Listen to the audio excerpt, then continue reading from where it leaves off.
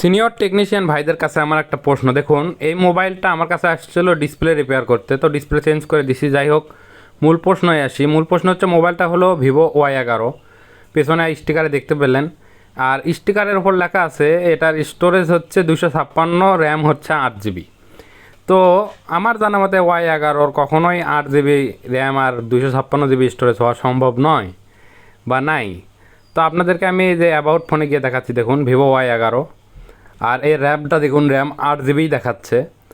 আবার যদি এর স্টোরেজ দেখায় আপনাদেরকে, দাঁড়ান এখান থেকে বাইরে দিয়ে স্টোরেজ দেখাচ্ছি। এই যে র্যাম অ্যান্ড স্টোরেজ ওপরেই আছে, এর ভিতর ঢুকলে দেখা যাবে।